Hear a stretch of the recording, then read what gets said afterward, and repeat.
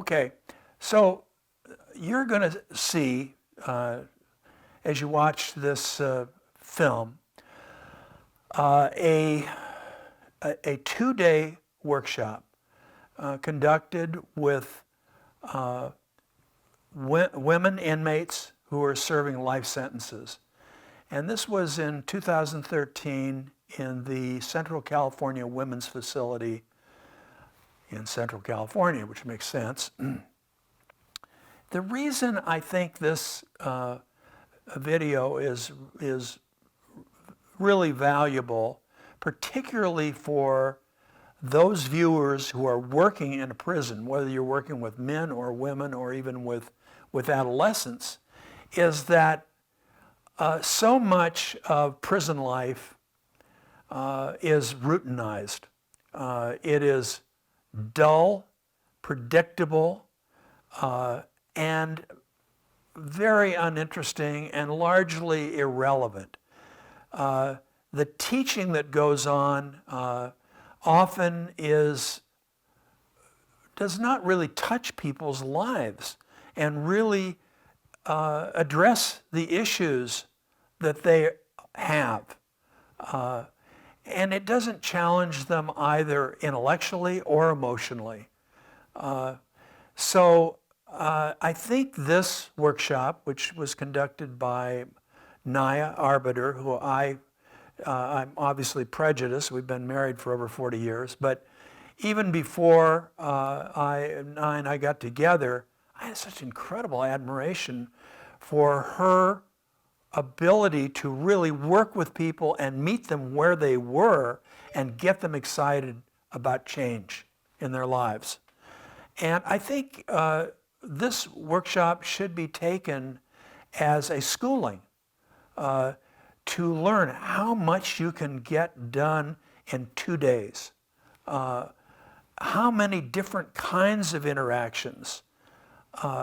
And you see large group settings, you see small group settings, you see changes in the physical environment. Even though we're stuck in a double-wide trailer in one big room, nonetheless, the different configurations that occur in that room, allowing different kinds of interactions, was really tremendous.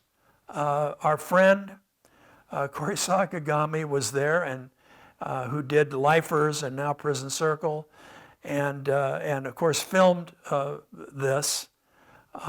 It's never been put together in all these years as a film. We did say we wanted to do it as a training film.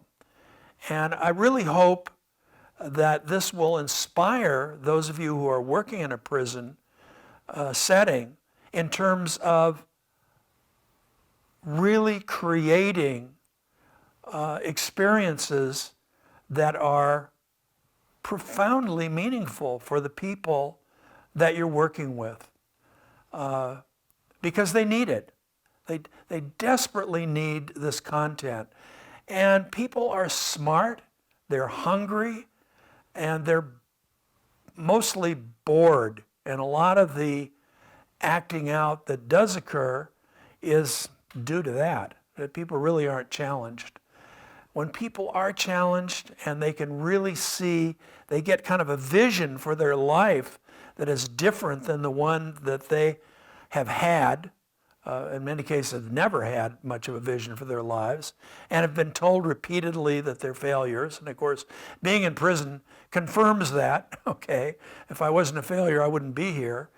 But really, as you see in this, you have people who are very bright, want to change, have incredible reserves of emotional intelligence as well, and which can be brought out in a good workshop.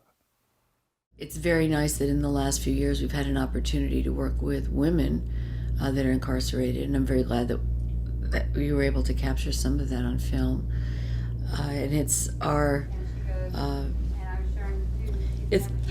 hope that there will be some movement in these systems. The systems are so big They really, at this point, like dinosaurs, you hit them in the head, they feel it in the tail some months later. By the same token, in the last 20 years, in terms of Amity's work, there have been a lot of people that have worked in the correctional system, officers, correctional officials, that have seen change, and they saw more growth in individuals than perhaps they'd seen in the 20 years prior. So that's all towards the good.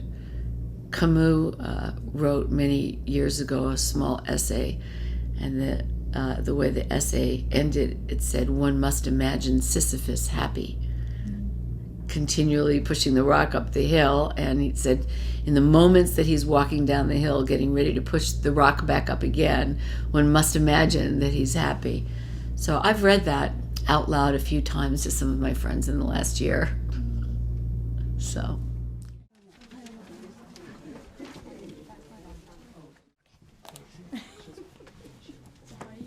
I'm doing really good. Now I have a moment to take a deep breath. Looking forward to this. Thank you. Here's a chair. So, what I put up here is one of the many things that Helen Keller said. The world is not moved along only by the mighty shoves of its heroes, but by the aggregate of tiny pushes of each honest worker. And Helen Keller, many people have seen, The Miracle Worker and the child who is deaf and blind. And the title, The Miracle Worker, is really about her teacher, Anne Sullivan, who was also half blind.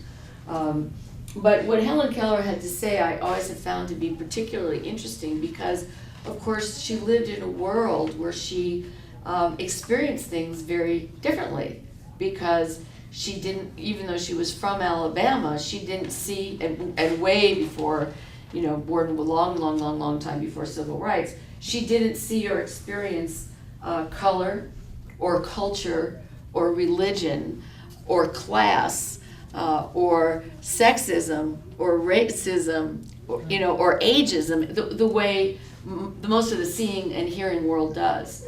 So many of her perspectives have a sense of incredible purity to them because she encountered humanity really just with her heart and her brain and her hands.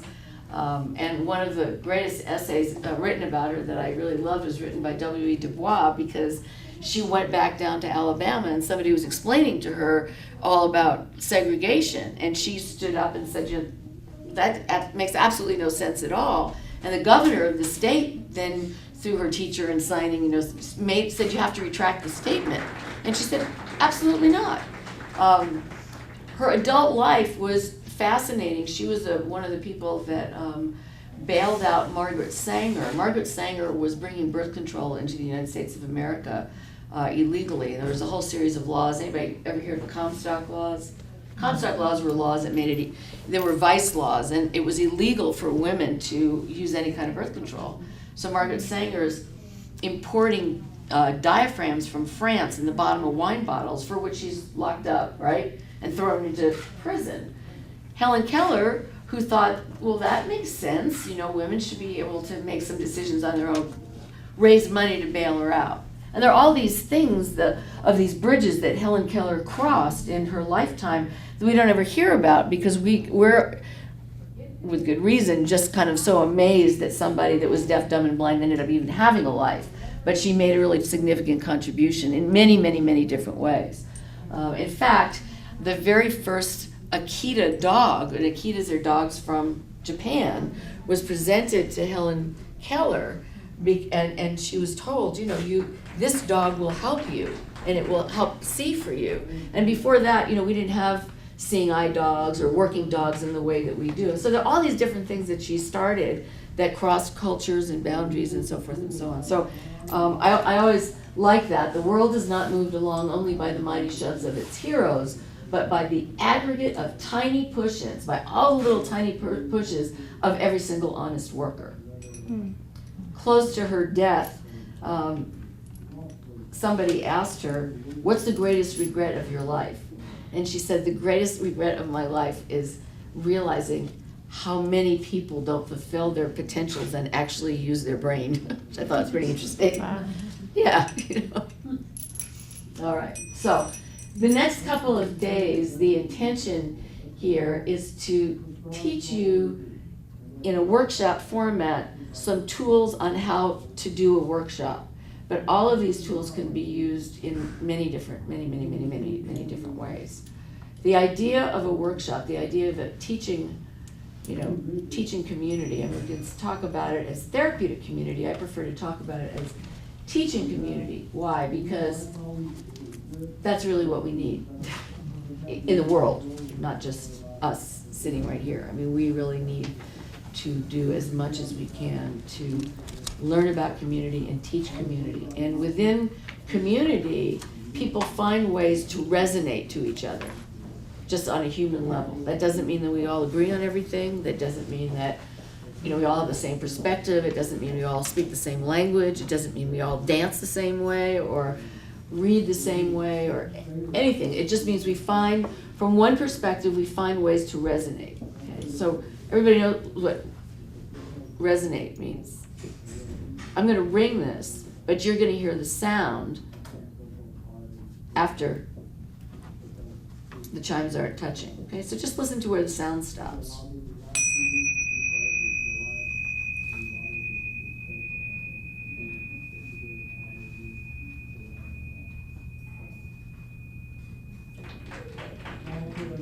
Okay, they're not touching anymore, but they're continuing to ring. They're resonating. And we can find ways of doing that in relationship to each other, where we may resonate around one thing, like maybe art or a painting we both enjoy, or a piece of music that we can meet about, or a shared experience about a mother or someone in our family, or the grief around losing a child. There's resonance. And one of the things that happens in community, as you all know, is when somebody starts telling the truth about their story, and you can feel the truth, even if it's completely different than your own experience, we resonate to it. You can feel it. Okay? And that's one of the ways that we grow.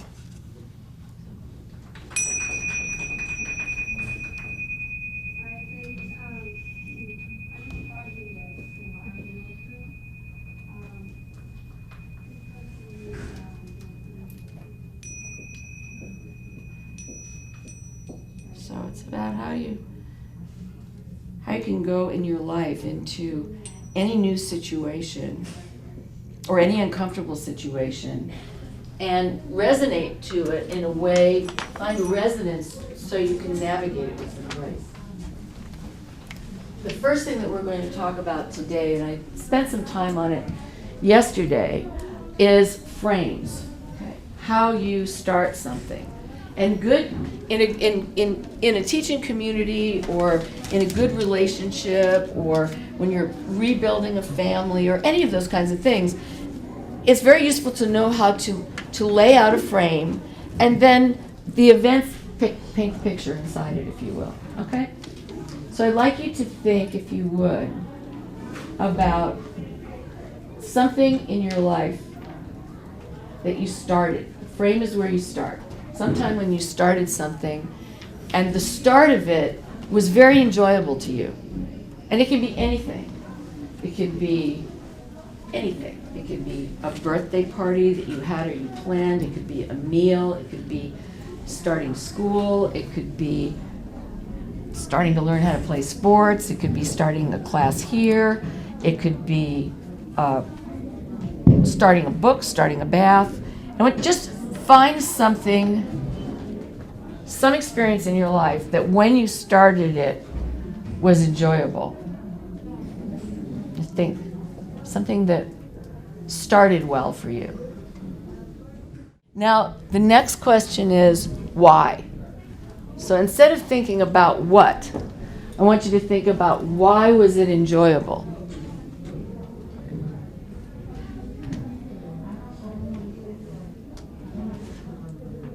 I'm going to start. What I'm going to ask each of you to do is I'm going to say what my why was, why it was enjoyable, and then I'm going to pass it to the next person. So, and you can, if you would, just write the key word about why it was enjoyable up on the board anywhere you want.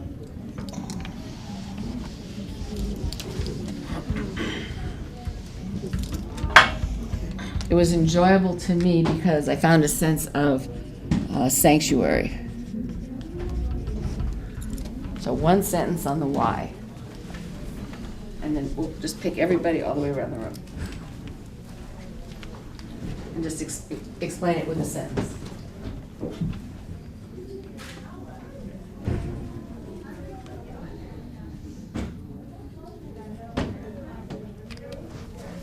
You have to say this one. Oh, my why is it's a new beginning for me.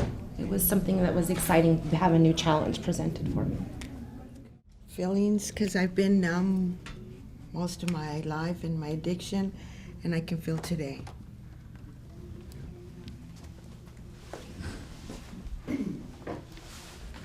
Mine is my passion for children, because I'm unable to have children, and I've taken a lot of kids. And if I can just give one child one day of love and joy, it makes me happy.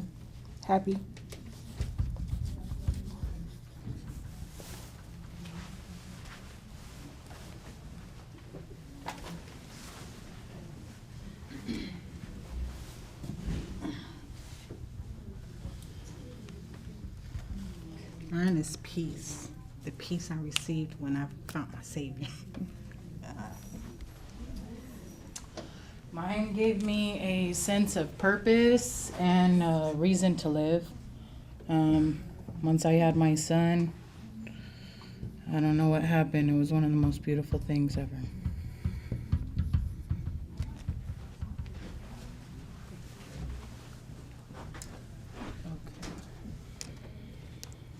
Freedom, because I gave myself and other people an outlet.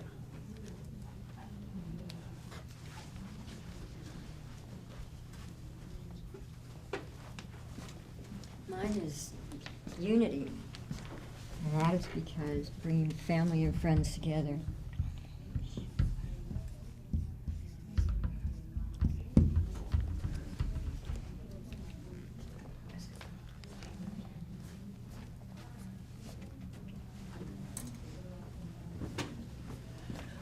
Mine is change, because people change, although things remain the same, and being truthful and honest with self.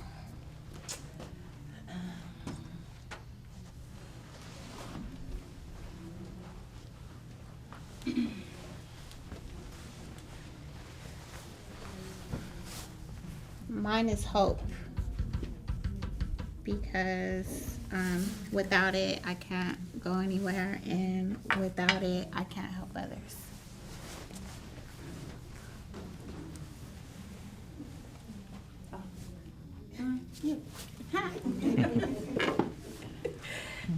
Mine was escape, because I had a lot of harsh things going on in my life, so it provided me with some escape from it.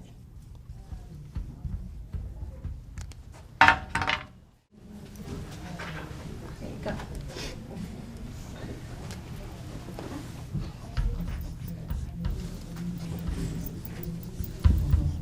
Mine's is optimism, because just knowing a little bit about something made me feel like, okay, there's a little bit of hope and chance, and I was optimistic about it. Now, I want to just break down what we just did, because I want you to think about it. We introduced ourselves. I gave you about 9 minutes or less of, hey, this is something that we're going to do. Then asked you a question, if you would participate. I started, okay, because if you're doing something, rule of thumb, don't ask people to do stuff that you won't do yourself, or you haven't done yourself, or, I can no longer stand on my head. There was a time I could do it, but you know what I'm saying. You want to make sure that you're inclusive in that way. What is the reason for having you pick each other rather than going around in a circle? Anybody? To start a foundation. Okay, To start it. Okay, and help me just add to that a little bit, because that's true. Well, it's got to come from somewhere. It can't just appear. Right. Someone has to start it. Right. Like you started the square. Okay? Right. It's not going to do its own. Right. So you made the outline of it. Okay. And we just help you. Okay.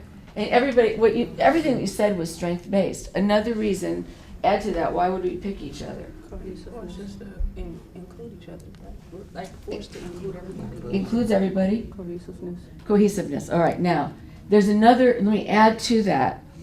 One of the things that happens oftentimes, and I'm sure, I mean, how many people in this room have ever been told you make bad choices? Okay. All right. Right?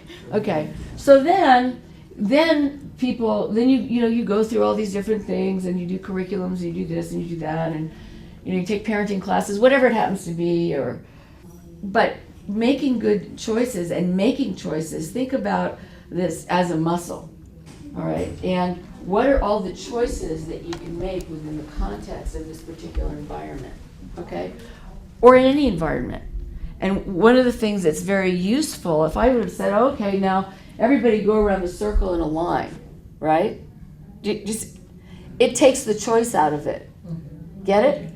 Okay, takes the choice out of it. So when you're doing a workshop, and it can be, here, it can be, Tierra del Fuego, it can be any place. One of the things that you want to do is you want to have a frame. Okay, you have a starting point, but you always want to keep thinking of where can I build in choice. Now, in the context of this particular community, meaning the larger prison community, one of the things that happens is that many choices, you don't have a choice in terms of what time you're going to, let's say, go eat, or what time. There's certain things that you don't have choices about. So in order to kind of keep promoting your own growth and your own self-actualization within the context of, let's say, a workshop or day-to-day life, what are the different kinds of choices that you make? All right. Like, you can always make a choice to sit in a different chair. All right. I do that a lot. And why do I do that a lot? If I'm going back to a room, I mean, even if I'm waiting for jury duty, and I never make the cut on jury duty, because I say, do you ever know anybody that used drugs? Have you ever known anybody that's been in prison? Have you ever known anybody, that's committed a violent crime? Have you ever known, I'm sitting there, 5 hours later, my hand goes up. Finally, this one judge calls me up to the front and says, ma'am, would you please approach the bench? I said, yes, Your Honor. He said, what do you do? Where are you from?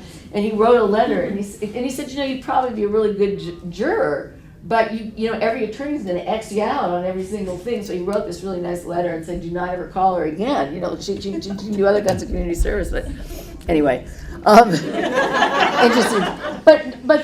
But the point is within the context of your community, how do you learn how to make good choices? You learn how to make good choices by looking at your day one way. There are a lot of ways, but looking at your day, every single little bit of your day, being awake to it and making a choice. You all made a choice in terms of who you were going to extend yourself to. And I mean, I know what it's like. You come up, oh my God, you can forget for a second, then you sit back down. Oh my God, I still have to pick. Okay, but you pick, as opposed to, me picking or me giving you a direction to go around in a line. You don't lose anything. Everybody gets included. There isn't one person that got picked that said, I don't have anything to say. So first, everybody made a choice. Second, everybody made an investment in thinking about something and saying, okay, why was it good? Not the actual geography of the experience, but what was good about it. The why, not the what. And you all came up with a whole series of very strong things. You get that? Okay? All right. So I want you to just, if you would, hold that, because it's very useful. It's very useful to say, okay, I'm going to go into the room. I normally will sit like right here. Okay, I'm going to go sit next to somebody I haven't sat next to before.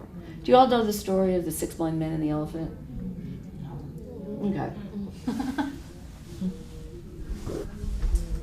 There's 6 men in India that are considered to be, it's a poem, but they're considered to be very wise and very holy, and they, meditate in caves, and people come to them for advice, and they're, sages and so forth and so on. And, they keep hearing about the holy elephant. Well, they're blind. They don't have a clue what an elephant looks like or what an elephant is. So they kind of hook up with one another, and they make the trek. We're going to figure out what an elephant is. Let's get to the elephant after going over mountains and crossing rivers and on, and one feels the ear, right?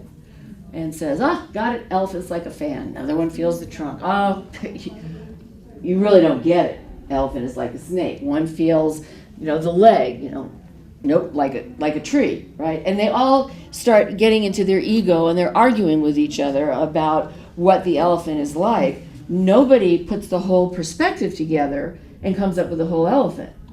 Get it? Mm-hmm. Okay. So good group work, or a really good group work, is always about trying to figure out what's the whole, getting as close as possible you can to the whole elephant. One of the ways that you do that is by making sure that you build in choices for people. Okay, if you're framing something particularly, like let's say you're going to go, let's say somebody's coming to meet you that you has anybody in the room ever had a visit from somebody they hadn't seen in a really, really long time and was very nervous about it? Okay, and you get nervous. I mean, I can get nervous to the point of being almost physically ill. Do you know, where your stomach and wherever tension goes in your body. So if you're in a situation like that again, just think about it before you go into it and say, how could I frame this? How could I frame this encounter in such a way that I can make an investment, they can make an investment, it's relatively safe, all right? Like this wasn't too dangerous for anybody. I mean, I didn't say, okay, now why don't we all talk about, the most traumatic event in our life where we were left for dead in a closet, with a gag in our mouth and duct tape over. I mean, do you get it? Okay? All right. So, and I'm going to talk about this stuff in the context of a workshop, but just keep thinking, okay, because the idea is, when you're in a teaching community, is that the tools that you learn are not so much so you can learn how to live in a TC for the rest of your life. Anything that you're learning, you should be able to take it and apply in everyday life in a way that is helpful to you. Like if you look at the traditions, leave it better than you found it. Okay, you can do that. I'll be in an airport bathroom being nervous about something, on my way somewhere, and I'll wipe out the sink. Nobody wipes out the sink for the most part if they're in a public bathroom. I wipe out the sink because it makes me feel kind of good that I'm leaving it better for somebody else, even though I might not know that person. Okay? And those are, that's one of my little disciplines, and everybody has different ones. Like to you, leave it better than you found it might be a completely different thing. But you do it. It isn't something that's on Front Street, and it fortifies you in some way, shape, or form. It might be a prayer you say. It could be anything. All right. So, in terms of a workshop, in terms of what you're learning in a teaching community, just do that check. Okay. How could this be used somewhere else?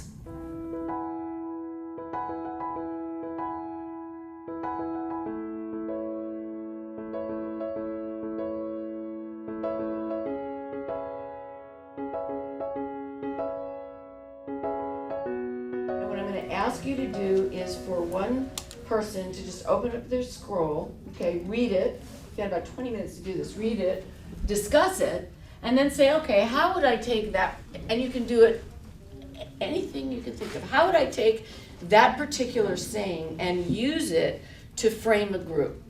Okay, so you come up with that one idea, kind of write it down. Then the second person, open up yours, and then come up with another idea. How would I take that particular, it's just little quotes from different places.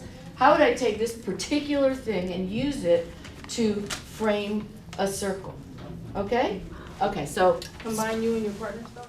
We make the mistake of all the justice being retributive justice, okay, where there is something called restorative justice, and this is an opinion we have chose. Reconciliation, did I say it right? Reconciliation, okay, is a national project. All of us are meant to be involved in it. The Truth and Reconciliation Commission is going to make contribution. The promotion of the national reconciliation doesn't say the achievement of reconciliation is a start. Truth is the road to reconciliation. Okay. like something like this, is everybody would make a decision on how you would reconcile. Okay. Right. So what does what's something that would be important to you to reconcile? Probably trust. Trust. That's a big one. Right. Big one. Right, because a lot of people have trust issues, and I have trust issues. Okay. Right. So I feel like trust is a big piece of it. Okay. So if you were going into a group and we had to break this down and have a group of people and to be able to get on the mindset of restorative justice, how would you ask them about that? How would you frame that to them? So I would ask, how do you feel about repudiative justice? And then how do you feel about restorative justice? Okay, so you're going for these two. Right. Okay, so that would be your frame. Right. So, within the context of a teaching community or a workshop, and you can kind of see what we're doing here. We had just going to keep going over. We had a frame. Everybody participated in a way that you made some choices. When you can make a choice that increases the sanctuary, everybody understand that? It ends up being more comfortable. All right. Then, rather than staying in the large group, okay, even though everybody made an investment in the large group, then what we did is we broke up into smaller teams, so that rather than you being in a more classic didactic situation with one person talking at you and you listening, all right, you then were in a situation where you started teaching each other, okay, and had you were very engaged and had a reasonably good time doing it. I mean, when I was walked around, nobody was at a dead standstill. A couple of you asked questions, all very good questions, but there was no dead standstill. Everybody got that? Okay. And then you closed out, because there were a couple of people that were thinking about things and relating it to their personal story. We closed out with an affirmation with each other. Okay. Now, all of this goes toward just continuing to build positive pro-social connections with each other. And the more you can develop a container, if you will, the more depth you amongst yourselves, the more depth you can reach in terms of exploring things. Somebody want to explain that back to me? Just the more you learn about each other, the deeper you can connect with each other. The more you learn, and the easier it becomes to talk about the true and difficult things and gain perspective. If I'm doing, let's say I'm doing a workshop on, let's say, rape and incest, right? Would I ever, put on the board, sign up for a workshop on rape and incest? No. Of course not. I mean, try that in a men's prison if you really want to see something funny, right? People go running in the other direction. You get that? And one of the things that we can do for each other is, and we can do it for ourselves too, is there's always a side door in. Okay, explain to me why I would never put on the board rape and incest workshop. Most times people don't want others to know. People instinctively recoil from something like that, rape and incest. They instinctively put their guards up, and because it's a harmful thing to happen in their life. It's Right, something even that- if it's true for every single one of us in the room, right? Okay. Exactly.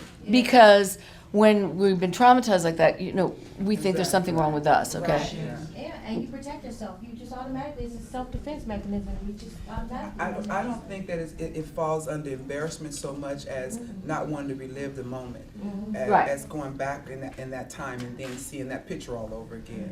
Right. So I think that's the biggest thing, for me, that's the biggest thing that stops me from talking about it, is that I never want to go backwards to it. And when I do, the pain comes up, and so if they say something about it, I just like, Exactly. But now today, I can talk about it, but back then, that was something that you just didn't want to do. And ultimately, the pain is kind of like if you leave a splinter or a bullet or something in your body, it ultimately festers and gets worse. Yes. Sometimes it has to hurt a little bit to take it out, but then it's out. Yes. Okay? Yes. All right? So the idea here, because ultimately, the teaching community kind of behind in an institution is basically the idea is that it provides the justice of restoration within a system that's fundamentally the justice of retribution. Do you get that? Yes. The United States system of justice system is fundamentally a system of retributive justice, justice of retribution. There are many different kinds of justice. We are the idea, I know everything in these things now are called SAPs, substance abuse programs, but the original intention of the movement here, we started zipping around the system in 1987, was that it was for recidivism reduction and to create within the larger system pockets of restorative justice. The TC as a project for restorative justice within the larger system, with the intention that it would actually start sort of becoming contagious. Because one of the things that we always think about when you hear the word conspiracy, right? We pretty much always think about conspiracy, bad, fraud, legal terms, but we don't usually think about conspiracies of goodness. Some do. Good. But you get it? It's not common terms. And when the justice of restoration essentially begins to form networks of conspiracy of goodness amongst people. Got it? Yes. Okay, so how you set this up, and what we are going to need here is we need a team of people that really understand, okay, what are all the tools and the frameworks that you can use so that it increases the safety when you're doing this with women that are newer or more frightened. You also noticed when we did that first exercise, I asked you not what it was, but why. And that's also a safety mechanism. Can somebody explain that back to me? It's a more of an icebreaker, but however you restoring the level of trust. Right. And to let us all know that we can be able to speak and tell what we feel in front of one another. Right. So we can establish that foundation Right. that we're building around each other. Right. And one of the reasons that we'll do something, when we end today, one of the promises that we make is to leave the circle in the circle. And one of the reasons for doing that, and a lot of times, it's when people start practicing that, when people start practicing that as a matter of course, with like working out, like a muscle, as you get farther and farther and farther into the details of stories that need to be told, that muscle's already there. You get it? So you do it as a matter of course, even if you're really affirming each other, you keep that container. Good restorative justice amongst people is about building a good container, okay, and knowing the tools to do that, which a lot of you actually know, you intuitively know it, but start giving language to it. So I'll explain it to you, then as you explain it to the next person, just keep thinking, add on to it, because it'll help build more depth into this. Like I would not do a circle with this many people in it. Do everybody get? Yes. Right? Yes. Okay. Because the larger the circle, the less time anybody has to really connect, not only connect to each other, but also to connect to themselves. All right? Anybody ever been in a group where somebody's supposed to talk to them and they say, I'll pass? Yes. Okay. That's fear. And that's discomfort. And our role, not our job, but our role is always to help motivate the unmotivated. That's our role. You're never going to see that in a job description or some big thing that somebody writes up about peer mentors, but part of it is the more ways we can come up with of motivating someone who's frightened or unmotivated, it also helps us because we have to stretch to do it. Okay? So, what I'm going to ask you to do is to take your chairs, make a circle, and get yourself situated, okay? The way this is going to work is I'm going to give you a question, all right? And somebody starts, but we do the same thing. You pick the next person, and then you pick the next person, all right? Go all the way around. When you're finished talking, and we don't respond to each other in this, each person talks, and we listen, active listening, all right? Because there's not a wrong answer, there's no judgment involved in it. And then when you're finished talking, you pick the next person, and then you pick that person. This is going to be pretty easy because there's small groups. When you have gone all the way around the circle doing that, okay, come up with a decision where one person, I think we have time to do this, one person shares their frame with the whole group. Bridge it into how might this relate to one of the most difficult true things for you, which means you're going to think about different aspects of your story, and the intention is to reveal something that you don't normally talk about. Okay, whatever that is. Ask a bird how she sings. If the birds forget their songs, listen to a pebble instead.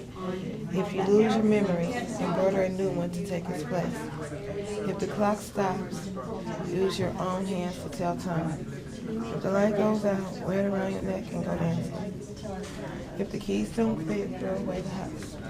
If the sun never shines beyond hope heart, Did you get one? No, I was if the socks don't match, stand in a flower bed. If you're afraid of the dark, remember the night rainbow. This all relates to, and it's an affirmation about my change and how that I'm leaving the past in the past, but I was molested as a kid. And I used to always go to a place like to block it out, where I didn't have to think about it. And I would make new memories instead, like it was never happening to me. It always felt like time stood still and stuff. And one time, I was molested by my next door neighbor, and he killed a bird. They said if I ever told anybody that that's how he was going to do me, oh, like he did that bird. But anyway, I'm scared of birds today because of that.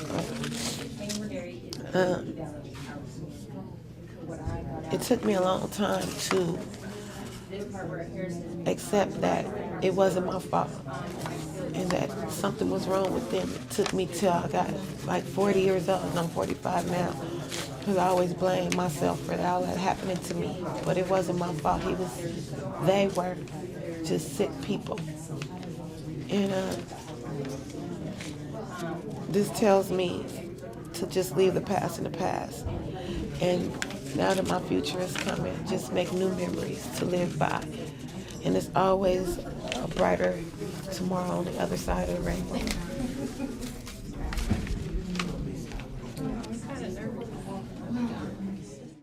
This is all about change. This particular quote is all about change and to take the necessary steps to change your life.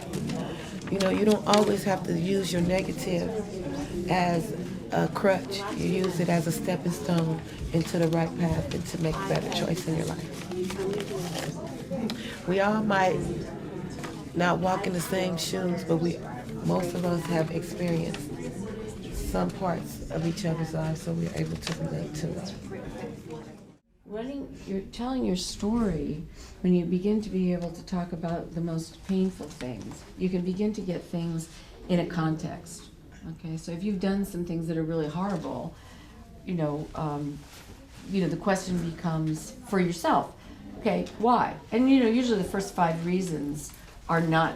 There's always a story behind the story behind the story behind the story.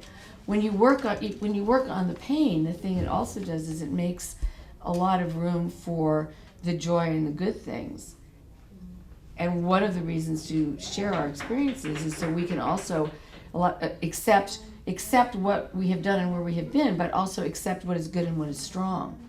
If you incarcerate a part of yourself without trying to integrate it, whatever that is, it can be a secret, it can be something you're painful about, it's just something that you say, I'm going to bury that, I'm never going to let it out, I'm never going to talk about it, I'm never going to draw it, I'm never going to dance it, I'm never going to sing it, I'm just going to lock that down.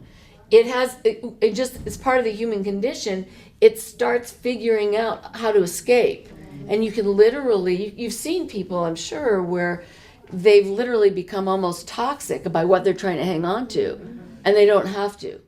So one of the reasons to keep making it safe to tell your story and share your experience is to give yourself permission to really take a look at your experience. And a lot of times You know, people have now in our nation come to terms with the fact, okay, you know, yes, there's trauma. A lot of people are traumatized. In the 1980s, you weren't even supposed, I mean, within the TC movement we always did, but you weren't supposed to talk about certain things.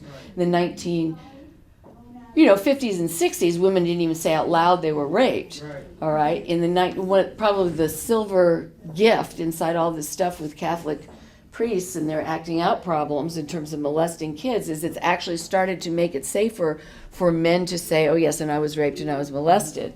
My experience in doing this work, when we really have workshops and retreats and all that stuff going, starting, 35 years ago, is the rates of molestation between men and women are not as vastly different as everybody likes to think. Men just were not safe to talk about it. Right. Get it? You know, lots of little boys and little girls get hurt in that particular kind of way. The other thing about trauma is a lot of times we're thinking about trauma just in terms of what's happened to us.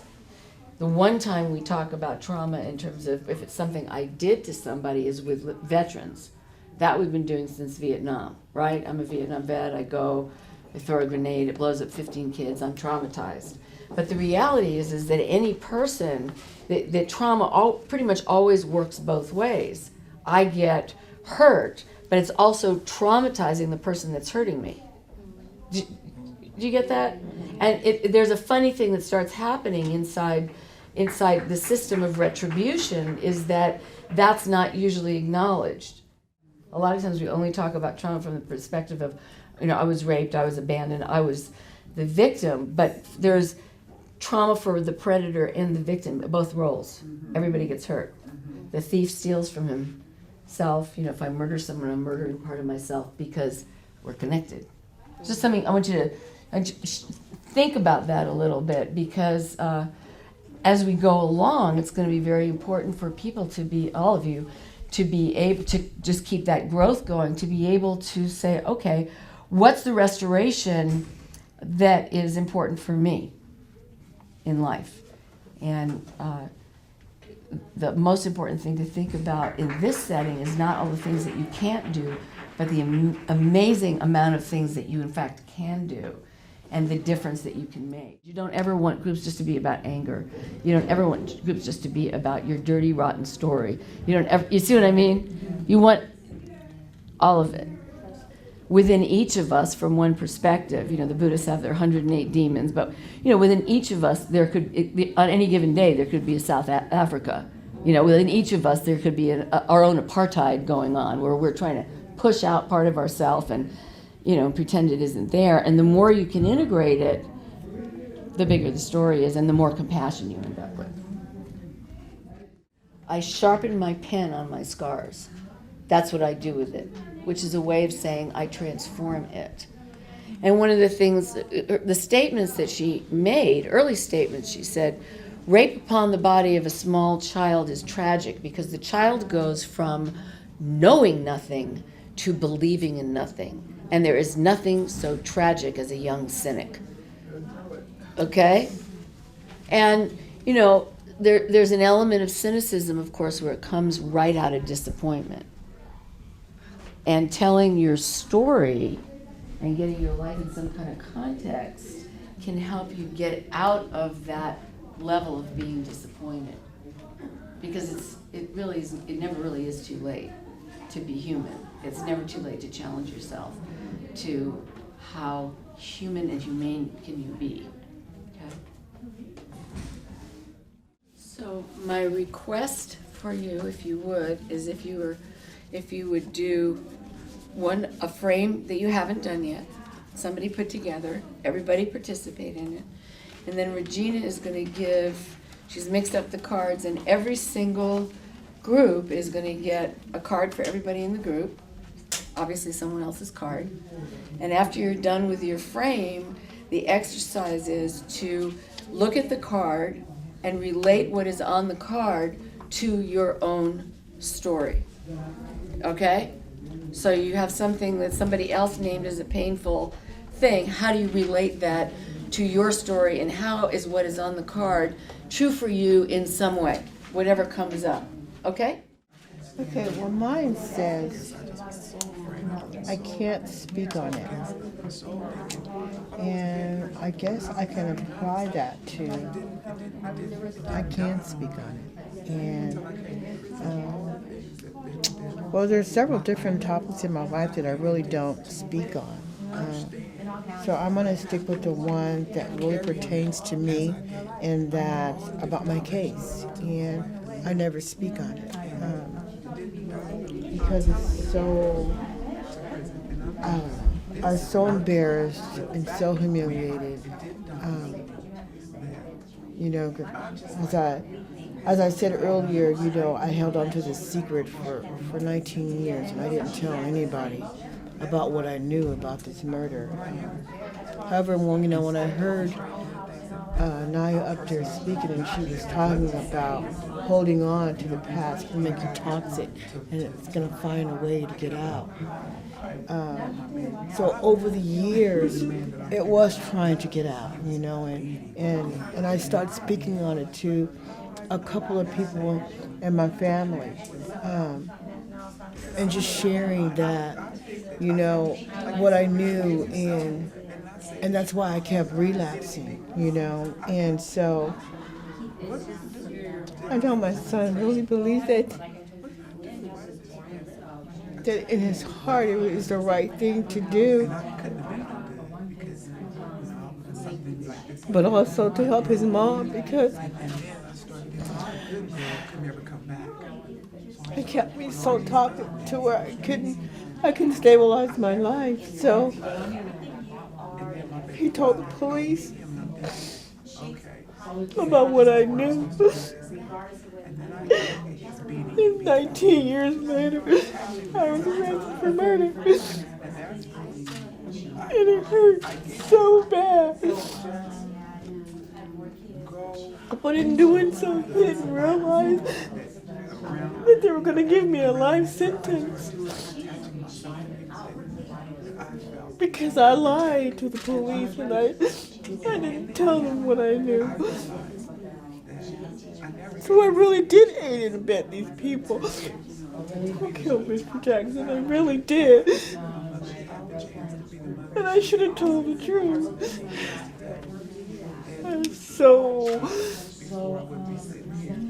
was so afraid. Not only because I had my daughter and life was good, but because of my distorted thinking and my belief systems about the game. I just didn't want to deal with it. I just thought that, well, if I get clean and sober, as long as I'm clean and sober, that it would get better. Okay. Who learned something new about somebody else? Okay, did anybody have the experience of sitting in a small circle with someone else's issue in front of you and starting to say something that you realize, gee, I never said this before? Okay, now my question is, why did that happen? How did that happen? And you don't have to talk about the specific issue. It's just, what is it from where you sit where all of a sudden you found yourself saying something that you had never said before? Because again, this is, we're kind of trying to get one toe in the water, 1 foot in the water, and as we move through some of these exercises, I really want you to understand them, so then you own them. Otherwise, I can own them, but I want you to own them. All right, so why did that happen? How did that occur? Somebody in my group said something that I've thought of over and over and over again throughout my life, but I've never been in a setting where it was comfortable to bring it up. Okay. Like I said, it was a subject that if I said this, I felt like anybody speaking to me or in my circle would repel them. And it would, any type of progress that could have been made, I felt like it would just have been stagnant at that point. But being that someone else said it, and I was like, oh my God, I've been thinking this forever. I'm so proud of you for saying it, for one, because I can't even brush this subject with other people without it turning into either a dead silence or just people just running away from me in fear. So it was just being able to have a cohort in this thought, just someone to relate to, like, yes, I'm so glad you opened the doorway, so now I can just step through it and we can discuss it finally. In 37 years, I've never been able to discuss this with anyone. I don't even know where it started, and I'm part of that group. Raw honesty. There was just something about the connection that when we were talking, like for each of us, new experiences came up, and the other one enticed the other one, and they did me. They enticed me to be honest about something that I haven't never talked about. And I have a very safe group here in SAP, and I hadn't talked about it, and it was very, I don't know, just I guess that raw honesty, that bluntness, just bringing forth stuff that was really painful or things that we didn't want to recognize. Because for me, I didn't want to recognize it. I denied it, you know, so it was nice to have other people bring up their stuff, and then made me want to. My card was something that's very personal, what's going on with me right now. And for me to be able to receive what was written on my card and be able to share it with women that I've only been around in passing, it made me feel really good because they gave me some good insight on it. And it's what I'm going through right now today. And I needed to hear that. I really needed to hear that because I'm very close to going home, you know, and I'm gonna have to deal with this. I'm gonna have to deal with it. And thank God that I was around for very lovely, intelligent women to give me some feedback on it because my feelings are very mixed in that area right now. And it's very painful, but I'll get through it, you know, and it's funny how this card came to me right now with what we discussed. For me, like Christina was saying, I'm in a very safe group and I've been working on my stuff. So I don't know why when the four of us came together, this stuff started coming out that I've never had any intentions of unburying or uncovering. But it did, and I guess it was just time. And the reason I wanted to do this today, I'm trying to demonstrate to you that A, it's really okay to say things you haven't said before. B, you're doing it. I didn't walk in the room this morning and say, okay, now what's gonna happen today is you're all gonna say a whole bunch of stuff that you've never said before, right? Because it doesn't, the community process doesn't work that way. It has its own natural life when we allow ourselves just a little bit of connection and trust. People say trust the process. Like you all trusted to try some things that were different, and you could have made the decision. Okay, well I'm just going to sit here and not say anything, but you didn't. And so, and I can't. Nobody can give you an insight. You have to own it. Anybody know what the word remember comes from? Well, first of all, it's the opposite of dismember. Put it together. Okay, so that's one. First of all, it's important to think about that because oftentimes our own experiences are somewhat dismembered. Got it? You get detached. It's like anybody see a windshield break? You know, like if you've had a broken dream or your heart's breaking, sometimes it feels like those cubes in a windshield and you think, I can never get that back together, so fine, I'm gonna stuff it, right? So to remember is to bring back together the dismembered parts. But the word remember in English also comes from the Latin root of recordare. Obviously, in Latin, there weren't recorders, okay? So the word recordare, which is the root of Latin, means to pass again through the heart. That's what it literally means. To pass once again through the heart.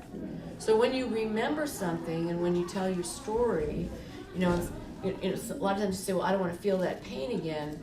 You're passing something back through your heart. And ideally, if you pass it through your heart enough times, what ends up happening, it can be remembered. And memory is a funny thing for those of you who have ever fired, know the difference between a pistol or a shotgun. I'm not a big gun person, but I've seen a lot of guns fired. If you blow a shotgun in that direction, it kind of blows out the whole wall, right? If you aim with a pistol, it's a very different experience. And sometimes when we get in real shock in our lives over something, we will. It's like more like a shotgun blast where everything gets blown out, which includes a lot of the good things. And it's just useful for us to always to kind of remember the whole story. So yeah, okay, the wall got blown out, but let's see if we can put that back together because maybe there were some things in the wall that were really good and maybe there's some things in the wall that weren't. Okay? Once you do that, you have the capability. One of the reasons for kind of running your stories, there's the immediate helping somebody else, but then there's also the awareness of being able to look at somebody walking down the street or look at somebody coming into this community and seeing somebody in pain and just knowing without it having to be a great big neon sign, okay, I got a pretty good idea what happened to that person. And figuring out a way to access them, which again motivates the unmotivated. All right? Because a lot of times people really give up on themselves. And they don't have to. We don't have to. And we can create, what if every prison in the United States of America created 50% of all the people that went into every prison became agents for change? Okay. Almost every Nobel, 3/4 of every Nobel Peace Prize winner, in the last century were all people who've been incarcerated for one reason or another, who figured out how to use their time, not just do their time. Okay, whether that's Elie Wiesel, whether that's Nelson Mandela, whether it was because they were in a concentration camp, whether it was because they were in the killing fields. Okay, and what if wardens were all rewarded, and everyone that worked in the system were rewarded for the number of people that didn't come back? They sure would have a whole lot more self-help things going on around But here. do you know, I mean, it's just, okay. I'd like you to write out, let's say, 1, 2, 3, 5 things. Five things in your life that give you kind of some sense of some conflict, something that you did that you don't feel good about. And it doesn't have to be, it can be the range. Okay? So 5 things, and it can be, the big ones, or it can be some of the little, just 5 things that are kind of wrong. And then just to practice the exercise for yourself, okay, what would be, just write out the antidote. Like what would be sort of the prescription, the behavioral prescription you might give yourself for any 5 things. Again, this is just an exercise.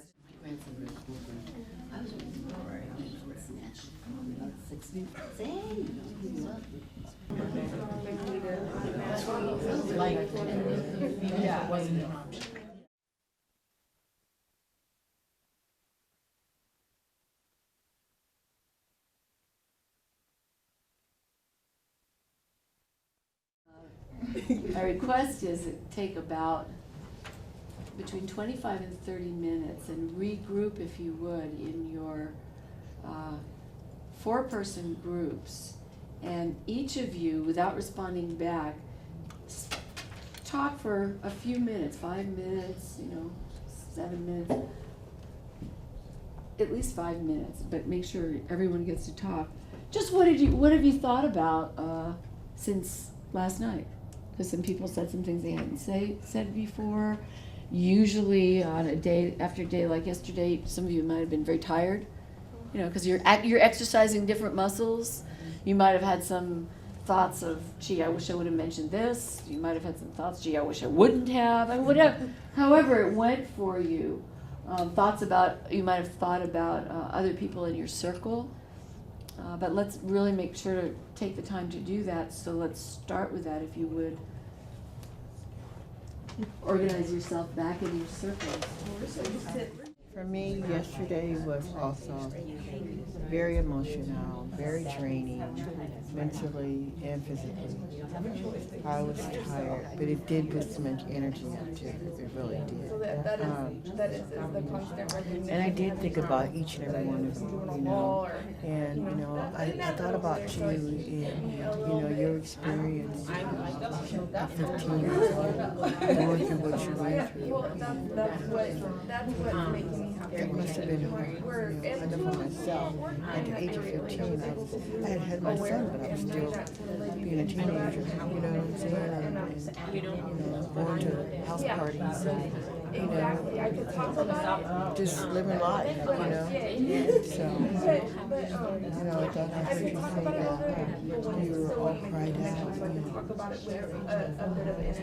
I get that. I get that. You've been through a lot. I get that. And for you to want to fix somebody, that's amazing. To be so young. And to hear you say for the first time, you don't feel like you want to go out to that lifestyle anymore. You have no idea how wonderful that made me feel.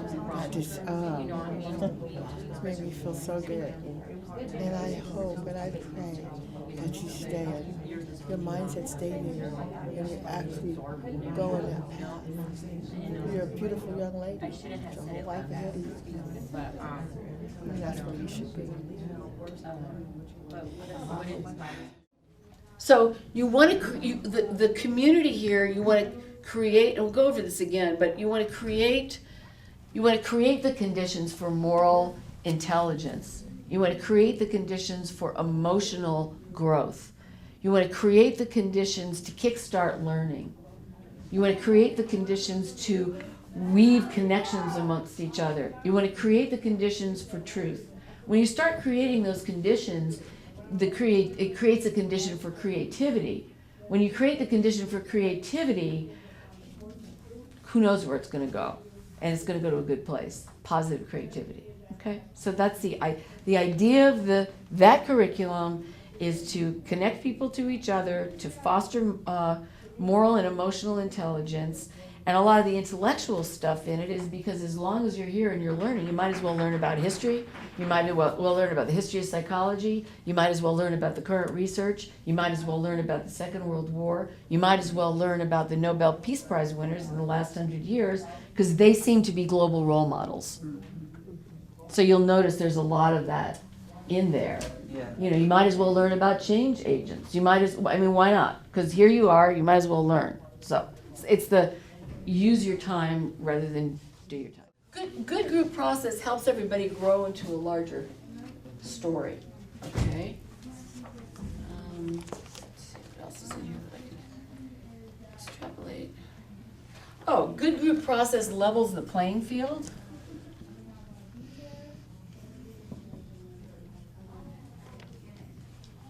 Where we can figure out we're all human together, and it's all in this book. I just want to pull it out of the book because you'll be going through this at some point. Good group process builds connection and continuity, and it develops emotional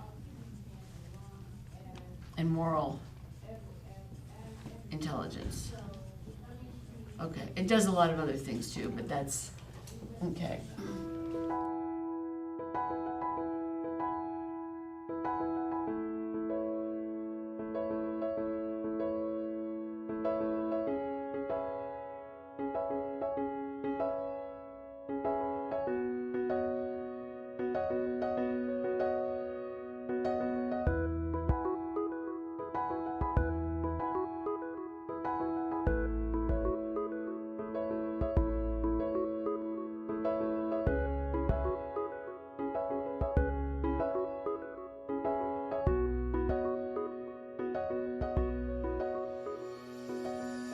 Those whose crimes are still unknown came out of a fear of being exposed.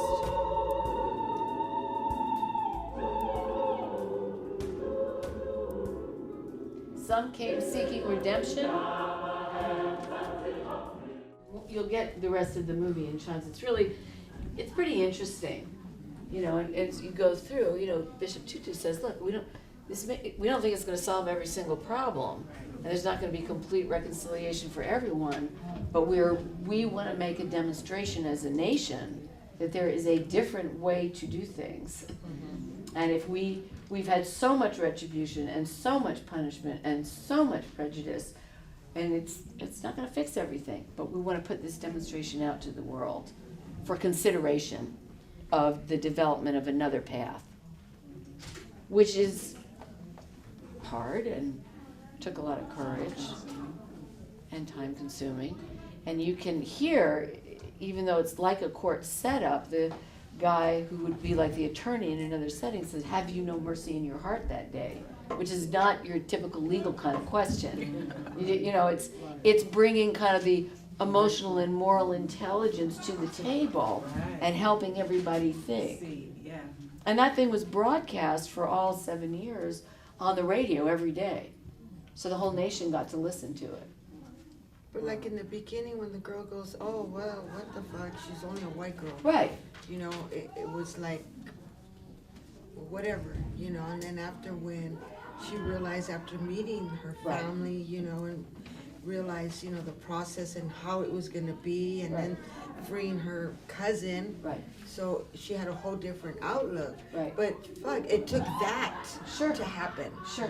You know, when in my mind it'd be like, oh well, you know, prejudice. You know, Right. fuck it, she's just a white girl. So Right. what? Right. Or And we've all been Indian there or whatever. in Yeah, different exactly. ways. Right. So you know, sometimes it just had to take that again for the truth.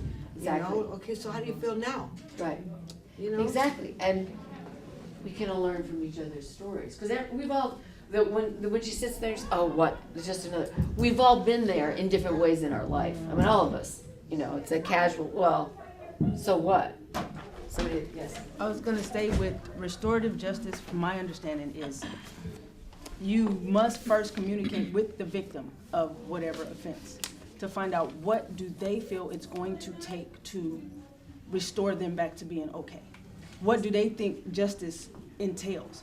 And a lot of times we never get to hear from the victim. So if I am angry with, or from the victim survivors or from the victim's family, if I never hear from them, I'm being punished, I'm going on with my life, I'm gonna stay with a little bit of animosity towards whatever caused me to commit. I still harbor that. Sure. But by meeting the victim's family and seeing that they were forgiving, that they were going to continue with their daughter's fight no matter what, I mean, her heart had no choice but to change. What are you still pissed off about? You know what I mean? Why are you still feeling, I'm showing you a different, I'm changing your whole viewpoint on me, the crime, the everything. So I think if it wasn't for the fact that she met the victim, she may still be harboring those. And that's a wonderful and important question, because if we're going to start wrapping ourselves around the concept of restoration and growing into a larger story, obviously, you know, there's a lot of situations, like right now in this moment, where people can't meet the victim's family, but you can still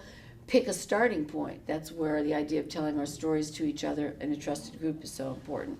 That's where, you know, our imaginations to help each other, well, what do you think the victim's family might think, is so important.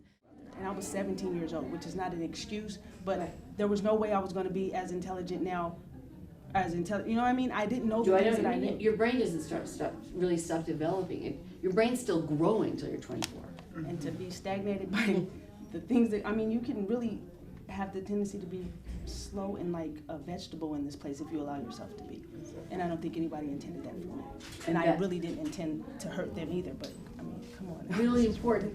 And that's why this oasis, and that's why these discussions amongst this particular group of women are so critically important. And those are really good points. Okay, I mean, very good points. Anybody else, thoughts? Yeah, I automatically had to regroup my thoughts just a second when I was listening to how you felt as far as when you said, well, that was a prejudice act. I had to put myself, I take this group that we facilitate, and it's called Trading Places, and I had to put myself in that cousin's position for a second and think about the words that she expressed. She said it had been happening to thousands and thousands of her people. Right. And I don't think I could have been a people back then, because I mean, I just know that with my attitude process opposed to who I am now, what I'm learning and how I'm learning to be, back then I don't think I would have been able to process what was going on there. So I probably would have been on the ground laid up bleeding profusely, but I was able to understand her reasoning for a second, and then at the same time loved the fact that the mother regrouped and was compassionate enough for the son. But I was instantly able to see for a second, just for a hot second, how that girl felt. Like, gosh, this has been happening to us forever. Exactly. And no one said anything. Exactly. And so all of a sudden one, and then, yes, for just 1 second, but then turn it back around to say, wow, he stabbed her, he beat her for what? You know, I mean, but I wanted to make sure that I connected with her for a second to say, wow, you know, we never get a chance to, I always tell the girls that work with me in this group that if we think about the fact that we can't change the events at all, we just have to ride with them as it happened. Don't put your input, don't change it, but just stay there. How would I react then? How would I react then? Because technically I can't change what happened. I have to go along with exactly how the crime, the act, the circumstances, the events, it just happened that way. And I don't get a chance to change it. Then, only then can I recognize what that's like. And I do that every day. Of course, when we go to our group, we do that. And I do it all the time because now I want to be able to relate to the next person and not say, you know, well, you should have did this way, or why didn't you do this way, and that kind of stuff. And just makes me own it better. You know, own the fact that, hey, you individually had to do things your way, and individually she felt that way. And at that time, for the second, I was like, okay, I understand that. And then right after, you know, it's a change of events. Then the mother came on. I'm looking at her and I'm thinking, oh my God, no. You know, and then the father came on. I can relate to his tears.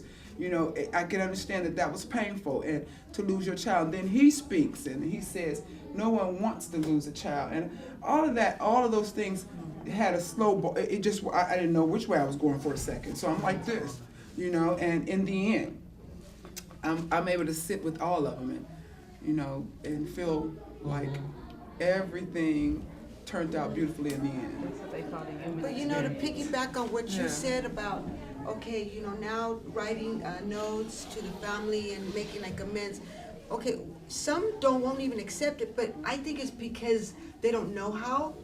And right away it's like, fuck it, it's my upbringing, so I'm gonna accept you, I'm gonna accept your apology. But within time, you do learn if you're okay with yourself, then, you know, you'd accept it, or you could just like write your notes, you know, because in my heart, I'm gonna accept it because I did fuck up. You know, now if you're gonna take it for what it is, then okay, that's on you. But to be okay with yourself today, you know, yeah, this is what I gotta do for me, you know?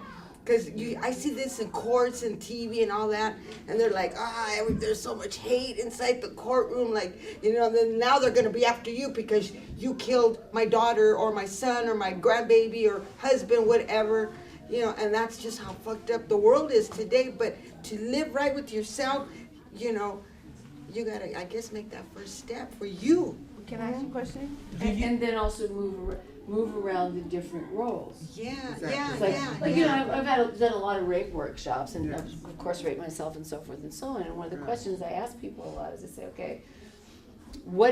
okay, there's the experience that you have if you're the rapee, but flip yourself into the role of the rapist. What did the rapist see?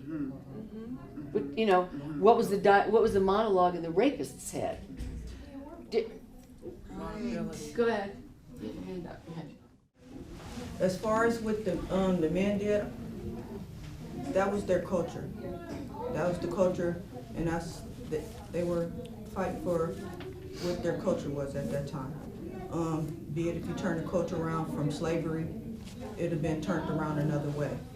They were just they were just fighting for their cause at that time. With the cousin, when the cousin spoke, a part of me triggered in me because she was only speaking out of what she knew around the culture. I don't want to say it's ignorance because it's not ignorance that she didn't know no better. It was just the culture at that time. Did it bother me that she said that? Yes. It bothered me that she said it's just another white girl. And if you turn it around, what if it's just been somebody said it was just another black girl or it was just another Mexican girl? Right. It'd have been the same or thing. Just another Vietnamese, or just another German, or just another Bosnian or Serb. The dynamics of that what showed was the love of the mother of the murderer, and the love for Amy's. That love showed. It went over the cultures. That what stood out to me. It crossed the mother whose son was the perpetrator, and it's just interesting. The initial connection was between the two mothers, but the frame was they put the Truth and Reconciliation Commission out there, which then allowed some of these people to paint the picture. Okay? Looking at the community in which you currently live and putting yourself in the role of the young woman who comes in who was you and who is still in that mindset. Because what you know today, it can prevent her from becoming becoming a lifer through the path that you did. But you can also teach her, you know what, let me tell you what the other options were that I didn't see at that time, and I'm going to teach you how to practice them in here, so when you go out, you take a chunk of my heart with you, and, okay, you do that piece of freedom for me, and you practice what I teach you. And there are a lot of young women, and you know better than I do, you know, some of these sentences that are getting handed out, and I mean, how they finish them without starting them. Exactly. And so that's another role, because there are people rolling up to this place every day that were the young woman that you were that don't have that life sentence yet, who could go back out and get it, and so forth and so on. And that, one has to believe that that does count. I believe that that really counts, and I've seen that count. And you know, there are an awful lot of those situations and those kinds of life-taking that can be stopped, and you'll never know how many you stop. That's the other thing. This thing about without an opportunity for dialogue, what made, I think, you know, the wind that lifted the Truth and Reconciliation Commission is that relatively quickly after apartheid stopped and Mandela became president, he and Bishop Tutu opened up the opportunity for dialogue, so that there was an opportunity to meet Amy Beale. You know, and they started this, I mean, the flip side of she was a white woman is that story got international attention because she was a white woman. And the documentary filmmakers who made the movie led with that, I think, in the interest of getting the whole rest of it out there. Everybody knows, you know, we know that the word integrity, what that translates, if you say, well, so-and-so has integrity, right? You know, they've got some sense of fairness and so forth and so on. What's an integrity in a building? Integrity is also a construction term. Anybody? The frame of the building, what's holding it together? Foundation. Where the beams cross, or those are the integrities. Okay, and it's what makes the building strong. Okay, so you were talking about, and you'll just unroll it as you walk. I'd like you to pick one person that you trust, because earlier you said there's a lot of people in here that I trust, and just formulate, we'll just kind of do back and forth, one sentence, I trust you because, and a reason why you trust that person. Somebody in the room that you know. I trust you, Jessica, because from the beginning, always taking me for me, accepted me for me. Good. And come on back and hold the string. There you go. And, okay, I'm going to take your place. Okay, I'm going to hold this in my finger, and you pick someone, and I'll be your placeholder while you walk across and say who you trust and why. Pick somebody. I'm not going far. I Okay. trust you. I trust you because for the decade or so that I've known you, you've never steered me wrong, and you've always treated me as your equal, and never ever disappointed me. Okay. All right. And I'm going to hold your place and hold it pretty tight, and then you're going to take it and go pass it to somebody. The sentence, who you trust and why. Wow, and this is going to be weird because it's going to go right here. Okay. And I trust you because starting off with you, like you were like a little baby to me, and you've grown up beautifully, and you've always trusted me. And so with that, great. Okay, come back and you take your place, then I'll take your place and hold it. And you'll take the string. There you go.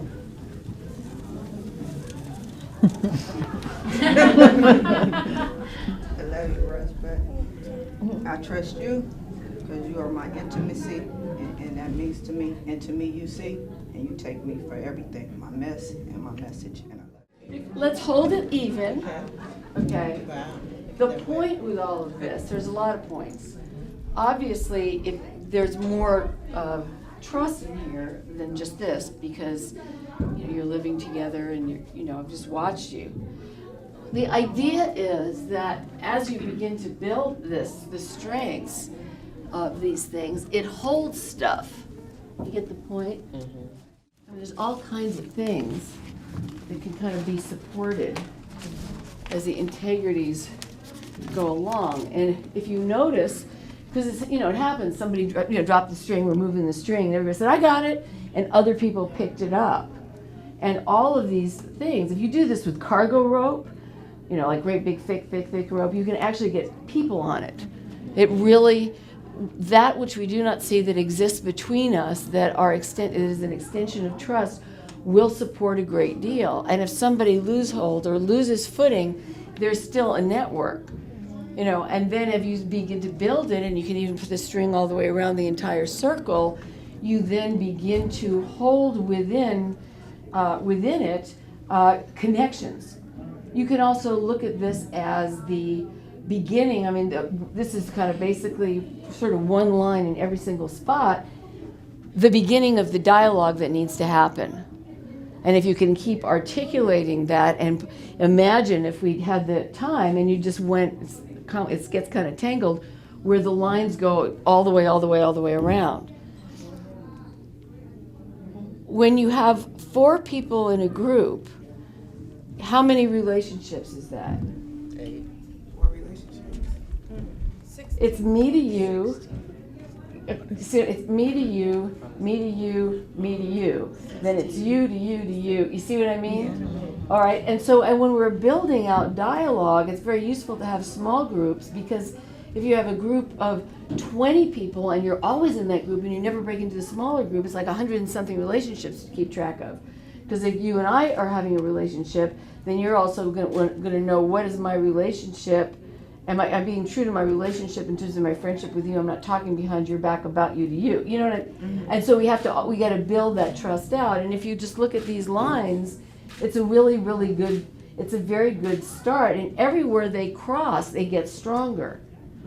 So like your trust line may be going over here, yours is going over there, but it creates an integrity in the construction of it. So that if you're both holding your trust out to other people, even though there may not be a line in between you, that trust extends and there's an overlap. And in reality, that's kind of the way relationships work. And we could talk about this for 5 days and say, okay, maybe the overlap is a point of identification between you. Maybe it's you talk and you find out your mothers are really similar. I mean, it's the connection. We have these connections, and a lot of times we don't even know what they are until we open up the dialogue and get enough trust going so we can figure what that all is. We can't see the connections between us. We can feel them. And this is a way of kind of physicalizing what is really happening in this room with you all, And every day, every time you see each other, you have an opportunity to make it stronger or to make it weaker. Every encounter is going to be an encounter which either builds that relationship or there's nothing neutral, or takes away from it. And in the last couple of days, these lines are thicker, these lines are stronger, and these lines will be felt not only in you in terms of your own self-confidence to take risks because you know you have the support of others, to also take risks with the other women at Amity, you know, and show them what this is all about, okay? So when we end today and we drop the strings, you have to remember visually what this is, because this is real. This is more real than the strings are. The strings are just a representation of the power of your friendship, the power of your integrity, the power of your honesty. And integrity, where it meets, it makes it stronger. And initially, you can, as these get thicker, you can run more information out on these truss lines. And the more information you run out and the more strings you run across it, it's very important to protect it. Hence, that's why we leave the circle in the circle. Hence, that's why we talk about not bad rapping. Because if somebody's bad rapping, it takes one person to talk, one person to listen, of course. You know, and you know, I when I came up, you know, in this process, one of my teachers, I was saying something. One of my teachers said to me, "Where'd you hear that?" And I said, "Oh, I heard it in a circle." He said, "Well, shut up then, child, because it's not." You know, that was she was about in her 50s. I was about 18, and she was saying "shut up, child" in a nice way. It wasn't like wham wham, but she said, "Then that's where it belongs." And that was a very good. It was really early on. It's a very good lesson to me about, you know, protecting the sanctity of the circle and each other's stories. Because if we do that, then it helps each of us develop the courage to start looking at things from different perspectives and try them on without judgment. And we really need that, you know. We really need to be able to look at things from different perspectives, the role of different people involved, and try it on for size. And that's how you begin to develop new roles. You try stuff out within the context of a circle. And if it works and you get supported, then you try it other places. So we have one more task. Circle back up in your smaller circles, how we started our day. I have a reading for you, and how this reading came about, right, is yesterday when I went home, there was something that was unsettled within me, you know, and it woke me up in the middle of the night, and I started just thinking about some of the things that went on yesterday. You know, some of the things that I felt, some of the things that I seen, you know, and even my own story, how it, you know, because I don't care how long you've been doing this. I don't care. You know, it's an ongoing process. And anytime you hear people's stories, right, I know the power in that. You know, and I look at it today, people ask me, once I discovered that, and people would ask me, like, what's one of your strengths? And, you know, a lot of times I couldn't think of any until I realized one day that, you know what, my story, you know, your story is your strength. You know, it has power, and you could use it, you know, to move people, to help people, you know. So anyway, the other thing that I thought about was when I did time, there was a couple of things that I loved to do, you know, and I found peace in it. One of the things was writing. I love to write, you know. I felt like in my heart, I felt like I could put my feelings better if I wrote them. If I couldn't really articulate them, right? When I said them to people, I felt it made me feel like inadequate, like, you know, like people really couldn't hear me, what I was truly trying to say within my heart. But when I wrote it, you know, something happened, you know, and I felt like everything that I was feeling was said, right? And it was placed on this paper. And then I would give it to whoever it was that it was meant for. The other thing was in drawing. Right, and so I would spend a lot of time, and I think I developed a lot of patience in that, you know.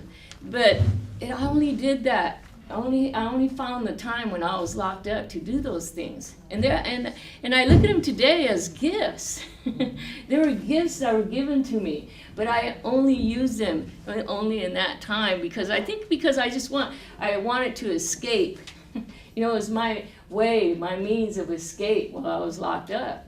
You know, so anyway, I wanted to share that because I'm grateful. I'm grateful that I can sit in a place, in a circle, with a group of remarkable women, right, that make me like stir those gifts, that you actually stir those gifts within me, you know. And I had to write it because part of this is pieces of my story, you know. So in sharing that with you, I hope that you hear the true message of what what was felt in my heart. Okay, so stories unfold. Why me? Why did I have to experience abandonment when my mother left us so she can be with another man instead of my father? At 3 years old, why did I have to hear the wailing cry of my grandmother, who raised me after her twin son died in an accident while he was out partying? Then at 10 years old, I found myself running behind my grandmother as she ran to the place where another one of her sons laid after being shot in the heart. I watched as she held him in her arms, bleeding from the gunshot wound, and had to be pulled and dragged away because she did not want to let go of him. He later died on the way to the hospital. Why do children have to be hurt by being neglected, told that they are no good and will never amount to anything, instilled in them that they will become heartless as the parents that had them, abused physically and brought up to be parents to their brothers and sisters because their guardians are in prison or not mindfully present? And what about the person or the relative that robbed us of our innocence by teaching us how to accept gifts as a way to show love as they fondled our bodies? And how could I know trust when later I was raped by strangers, a cousin, and people I considered a friend? What are the scars and pain that is left when you are getting raped? Why do we leave our children in such a way that they would rather go up fighting for things that will harm them rather than benefit them? Why did I turn my laughter and fun into bullying and hurting those I met and loved? Why did I have to be a part of who I was? Luckily, there came a time in my life when the why shifted to what. And suddenly it seemed like I woke up and things in me and in my life began to have some relevance and true meaning. I then asked, what can I do to make a difference? What is it that helps people like myself find purpose? What kind of people dedicate their lives to being of service? What does it take? Well, I believe the answer is found within self.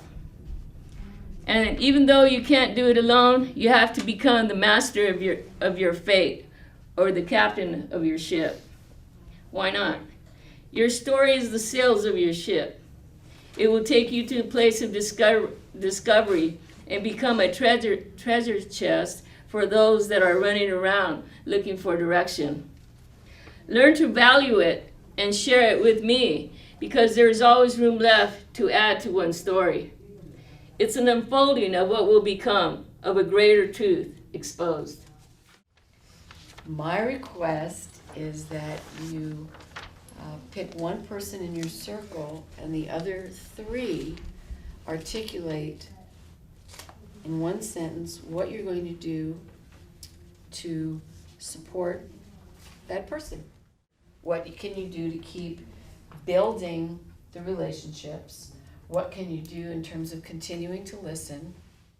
And the promises that you make and keep to each other are important when the sun is shining and the flowers are blooming, but they're even doubly important when it's raining and it's cold and there's a big crisis in a corner, and that's when you hold the string fast and you figure out how to support each other. So if you do a few moments of thinking, and each of you come up with a different and distinct way in which you know from each of your gifts you can support the other 3 women in your circle. Okay, so.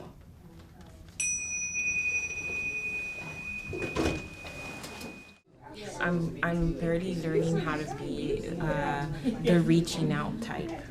I'm really to myself type person. I have my handful of people that I really communicate with. Everybody knows me by glimpsing of me walking by here and there.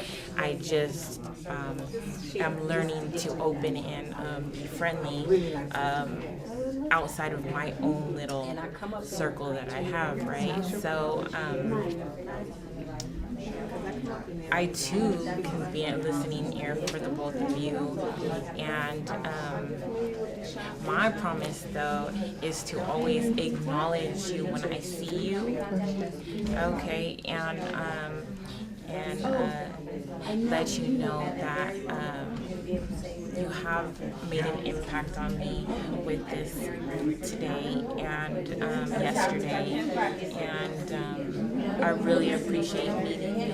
Hearing your story means a lot to me because I do see things in another perspective, into which I was really closed-minded before to really listening to anybody's, because I'm the type of person that, you know, again, even though I'm becoming more kind, I was the type of person before that would be like, build a bridge, get over it.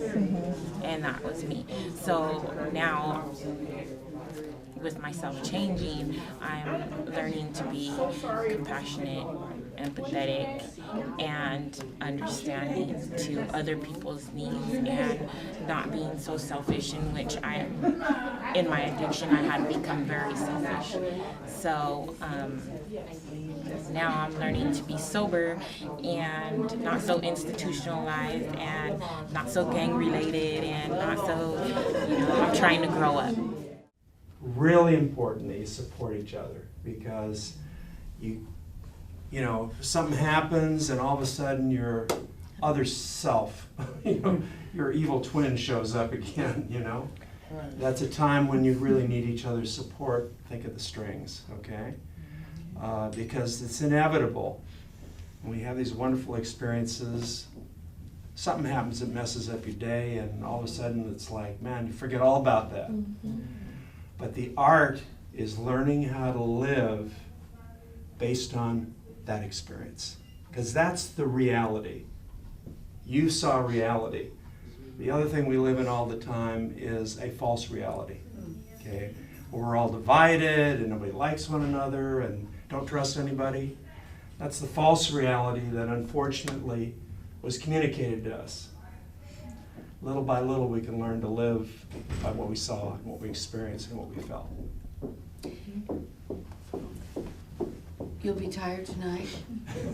and just look, you guys, ladies, you opened yourselves up, so there's a certain amount of vulnerability. So you really talk amongst each other and just leave what was said here, you know, here. All right. So this is the comma, or the to be continued, or it is the period on the end of the sentence in the preface to the book. Okay. Mm-hmm. So next time we'll all gather, it'll be chapter 1. How are you doing? Right. All right? Right. Okay. Here we go. Who would like to start the prayer? Let us say a prayer for those whom we love. Let us say and symbolize our move towards life. Let us celebrate this gift not only for ourselves, but for the memory of those who no longer enjoy it. Let us move forth into our tomorrows. Let us give to the living who are in need. Please grant that we find the courage to console, that we develop the patience to understand, that we nurture the strength to love, that we have the means to forgive each other and ourselves, and that we learn to live in this world in peace. Have a good night, everybody. Thank you. Thank you. Thank you.